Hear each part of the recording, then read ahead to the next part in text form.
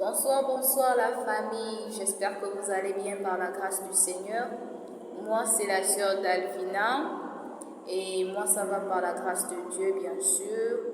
Aujourd'hui, je vais encore venir vous raconter une très belle histoire. Donc, aujourd'hui, je ne vais pas donner le thème. Je vais pas donner le thème.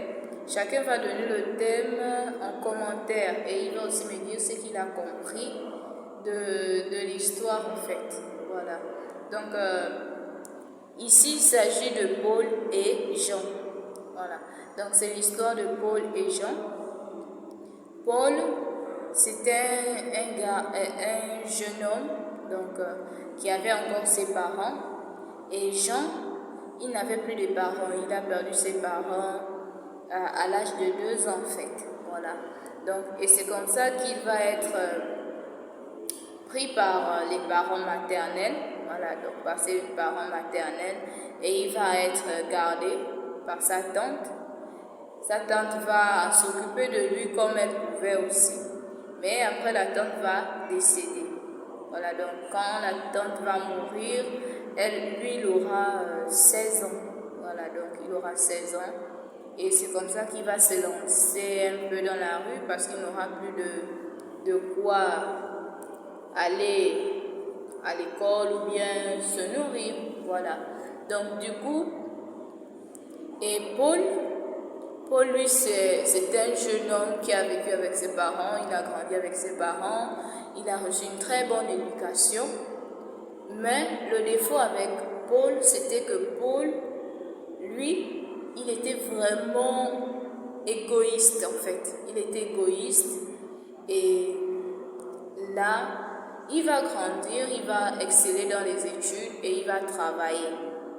Et lorsqu'il va travailler, il sera dans un endroit, voilà, dans une société de la place, en tant que directeur adjoint. Voilà. Donc il sera directeur adjoint. Et Jean lui va se débrouiller et c'est comme ça que par c'est son ambition aussi, sachant déjà qu'il n'avait personne sur qui compter. Il va d'abord accepter le Seigneur, donc il va accepter Christ dans sa vie. Paul aussi va accepter Christ. Mais lorsque Jean va accepter Christ dans sa vie, malgré qu'il n'avait personne, il n'a pas méprisé Dieu parce qu'il n'avait personne. Mais il a gardé Christ dans son cœur et il a eu l'ambition de créer une entreprise. Voilà, donc il a commencé à créer une entreprise qui faisait dans la vente des habits, en fait, voilà. Donc une entreprise qui faisait dans la vente des habits. Et là, il va employer au moins 100 personnes. Il va employer 100 personnes. Et en employant ces 100 personnes, je vous rappelle que Jean, lui, c'était une personne, déjà, il avait vraiment souffert dans sa vie, il a souffert dans sa vie. Donc du coup, il ne voulait pas en fait faire en sorte il ne voulait pas en fait que les gens puissent souffrir aussi comme lui. Donc du coup, il aidait les gens. Malgré que les autres le méprisaient, malgré que les gens disaient le mal de lui, mais lui gardait toujours l'attitude positive. Voilà, donc il était toujours là pour les autres, il était toujours là pour aider les autres, même quand il voyait des personnes sans abri, parfois il prenait ses habits, il donnait, malgré qu'il n'avait personne sur qui compter si ce n'était que Dieu. Et c'est comme ça qu'il a créé son entreprise. Donc son ambition c'était d'être milliardaire.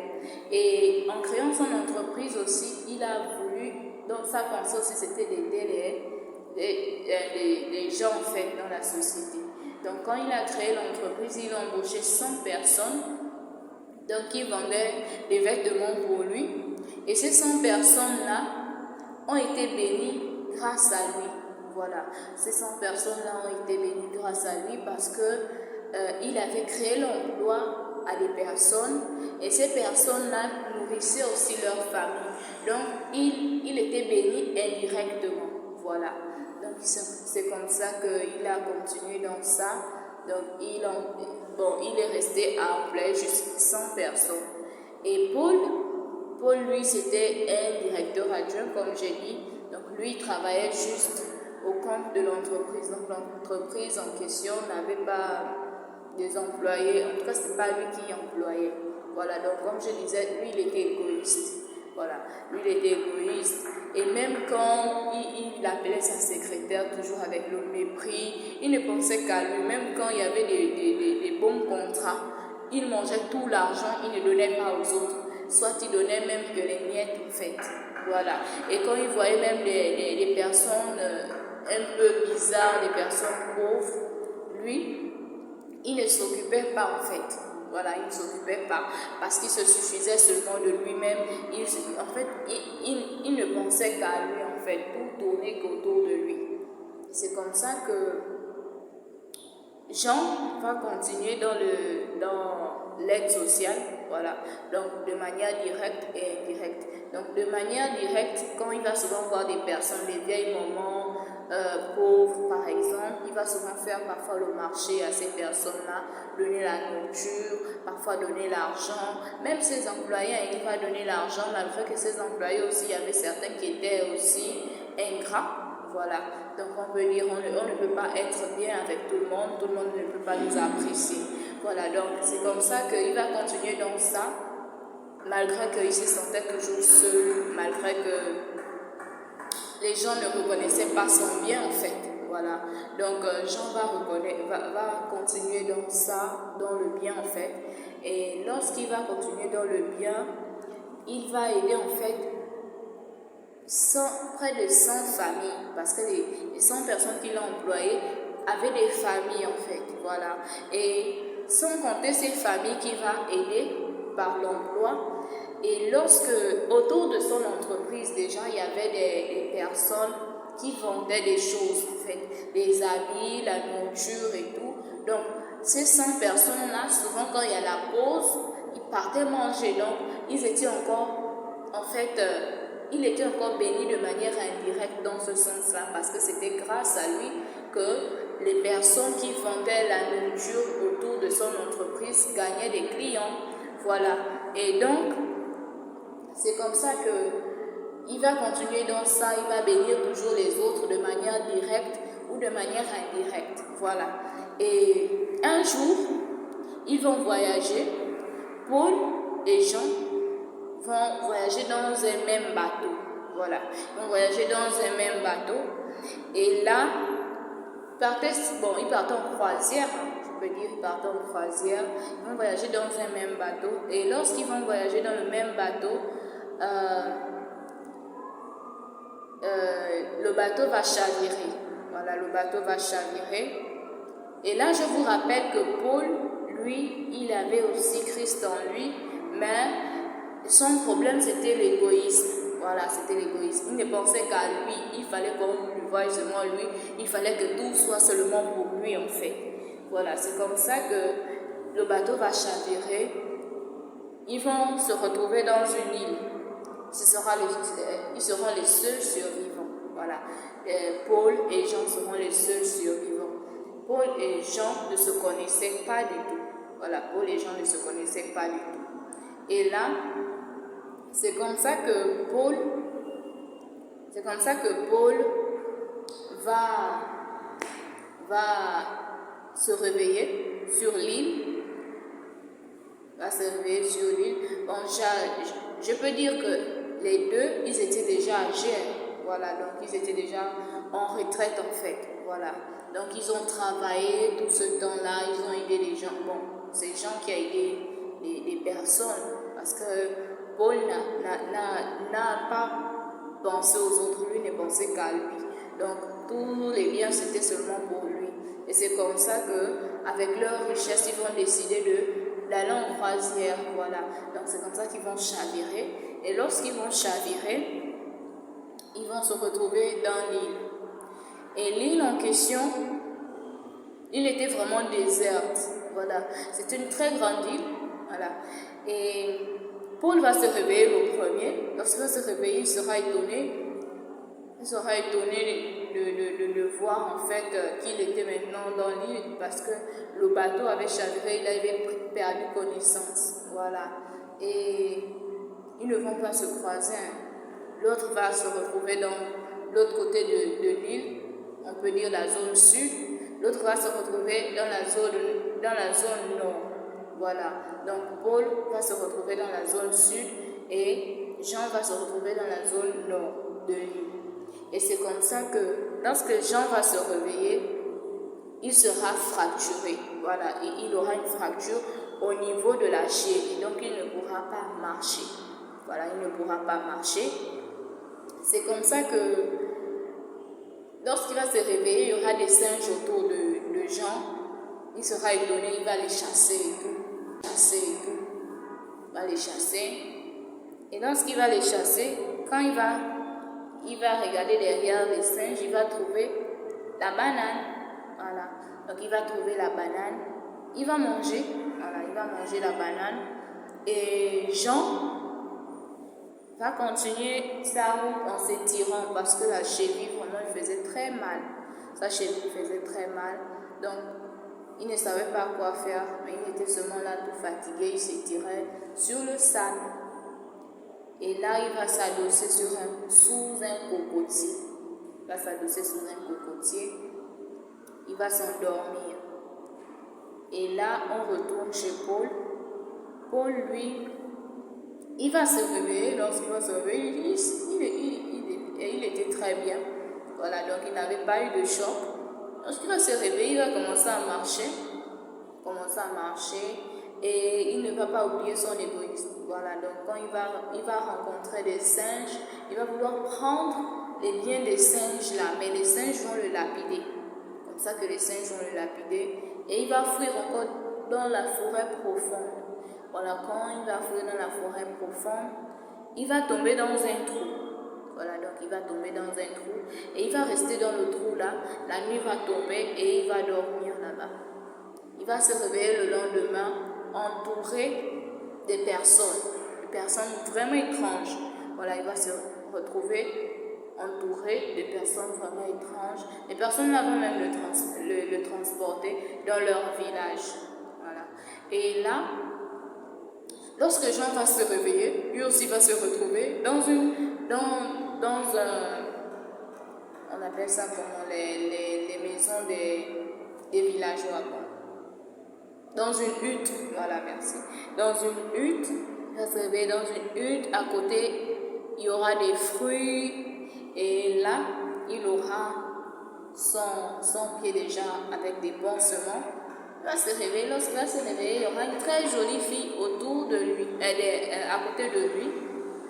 Lorsqu'il se réveille, il va demander que je suis où. La fille va s'incliner devant Jean.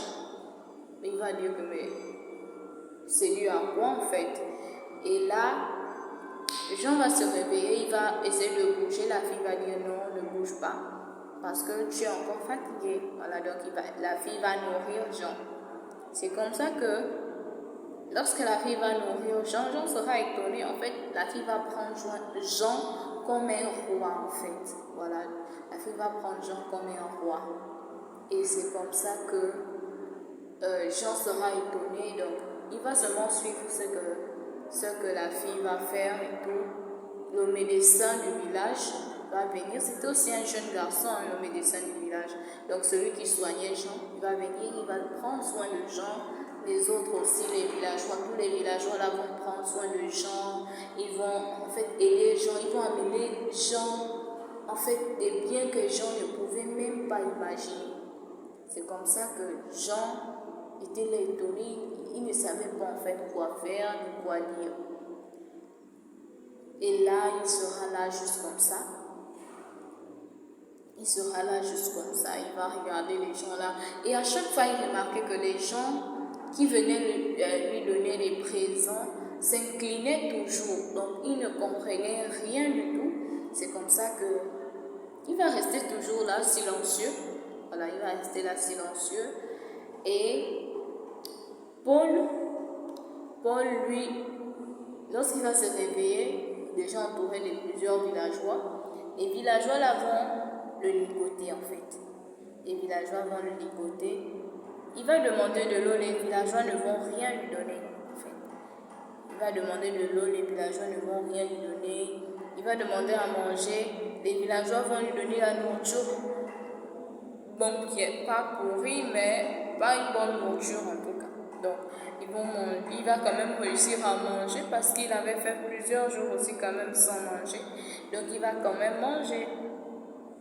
Et c'est comme ça que on va amener Jean et Paul dans une salle. On va amener Jean et Paul dans une salle et on va mettre un projecteur dans le village là. En fait, le village là était très, très bizarre en fait. Le village a été vraiment bizarre parce qu'il y avait tout. C'était un village, mais comme une ville développée. Voilà, on peut dire ça comme ça. Il y avait tout au moment qu'il fallait. Voilà, donc il y avait tout au moment qu'il fallait. C'est comme si c'était même un village de génie, je ne sais pas. Et c'est comme ça que on va amener Paul et Jean dans une salle. Paul va voir sa photo dans cette salle-là, couronnée. Donc, il va se demander que mais c'est dû à quoi cette couronne en fait. Il va se demander. Et Jean va voir sa photo couronnée.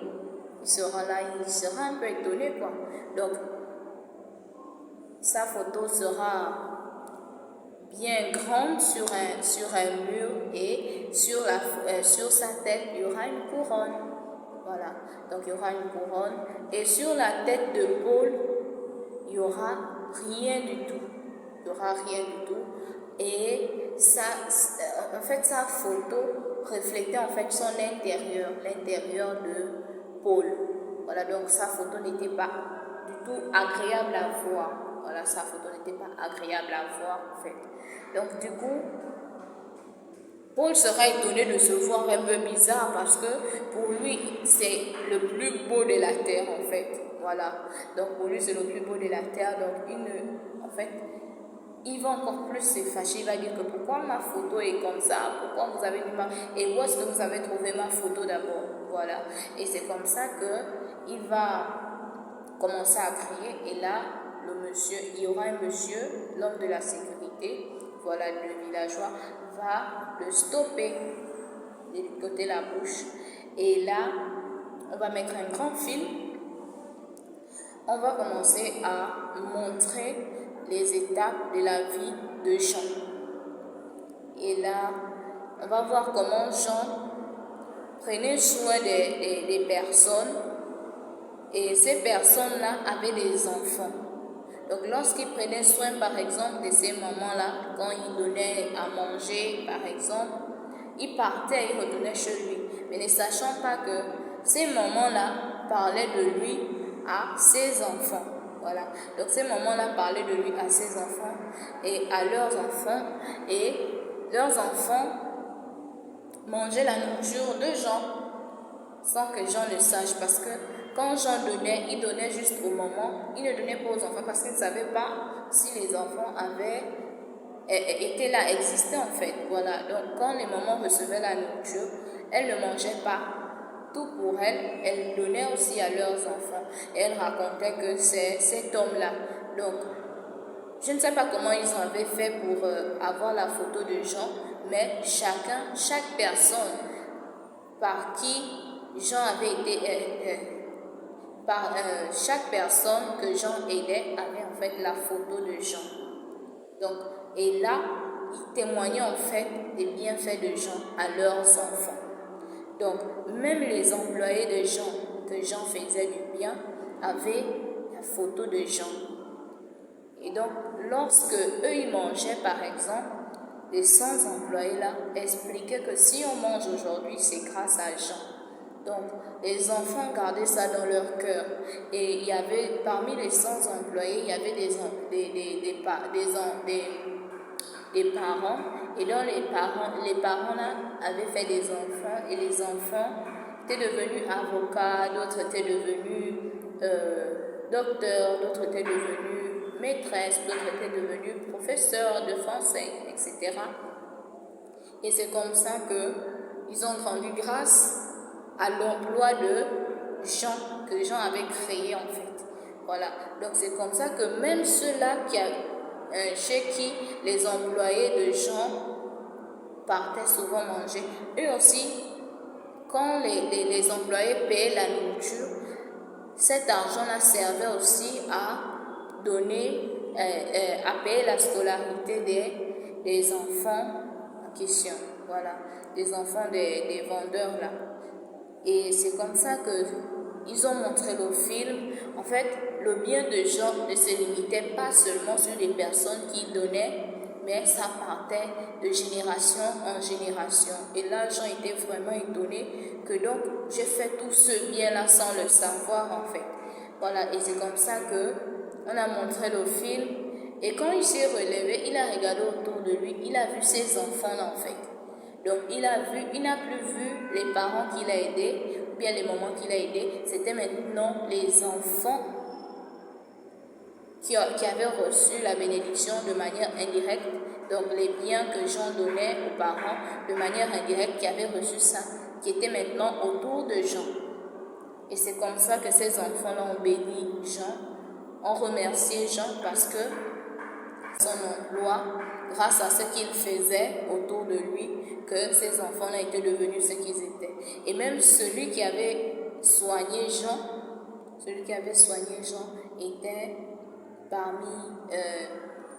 était docteur à cause de Jean. Parce que s'il ne payait pas bien son père, il ne devait pas faire l'école de médecine. Donc du coup, ce petit garçon, ce jeune homme qui était devenu médecin, avait pris soin de Jean. Et Jean ne savait pas pourquoi il prenait soin de lui. Voilà, donc, et c'est comme ça que chaque enfant était venu déposer des présents à Jean. Ils ont donné l'or, il y a d'autres qui ont donné l'or, il y a d'autres qui ont donné l'argent, il y a d'autres qui ont donné, pour ceux qui étaient devenus pâtissiers, des gâteaux. Donc il y a d'autres qui ont construit même des maisons à Jean. Pour ceux-là qui étaient devenus architectes, pour ceux-là qui étaient devenus, je peux dire quoi, en tout cas tous les métiers qu'on voit là, voilà. Donc chacun venait en fait bénir Jean.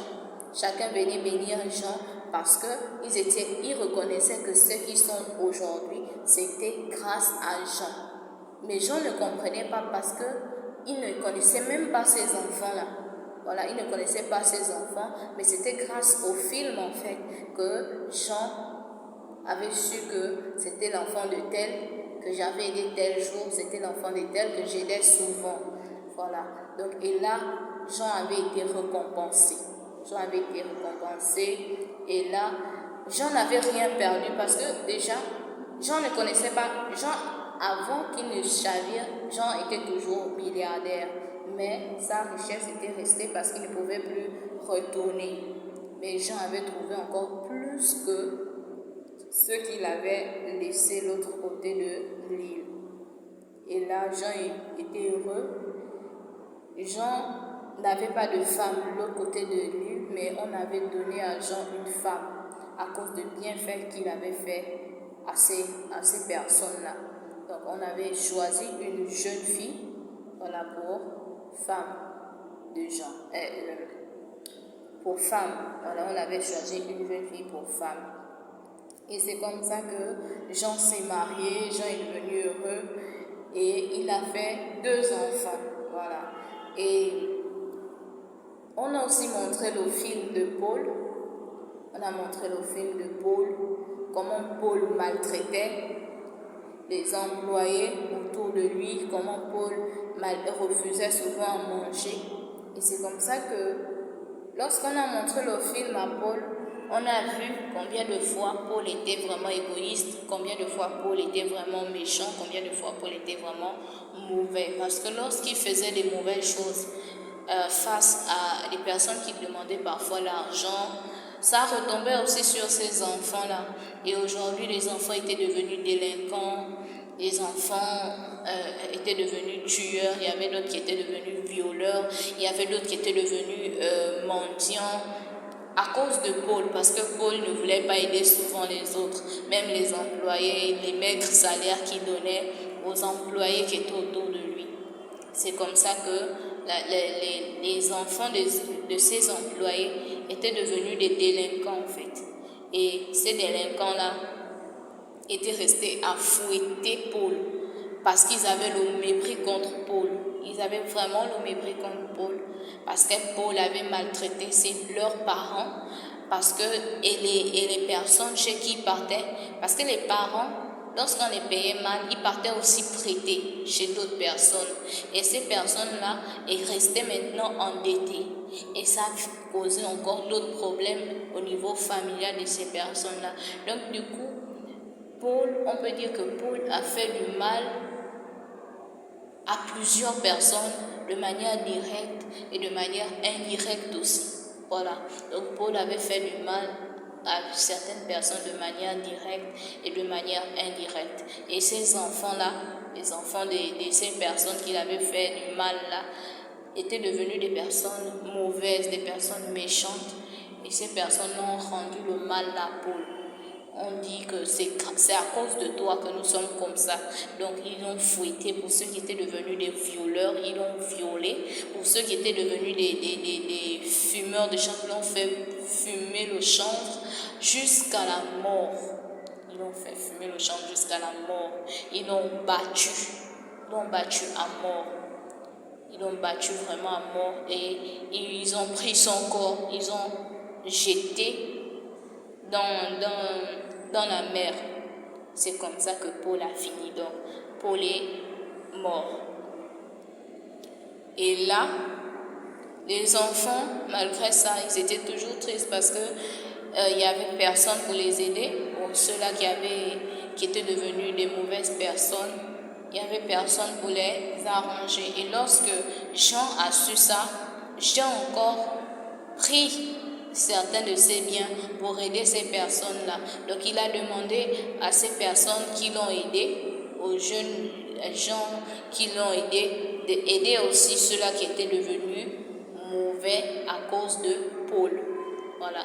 Donc pour ceux-là qui ne connaissaient pas, parce qu'il y a certains qui ne partaient pas à l'école, il y a certains là qui étaient devenus des braqueurs, donc ils ont fait la rééducation de tout le monde. Ils ont fait la rééducation de tout le monde et ils ont fini heureux. Et c'est la fin de mon histoire. Donc j'attends vos commentaires et j'attends le titre aussi. J'attends le titre. Que chacun me donne son titre. Que chacun me donne son titre. Et puis la leçon qu'il a tirée de cette histoire-là, je ne veux pas faire trop de commentaires. Je veux juste donner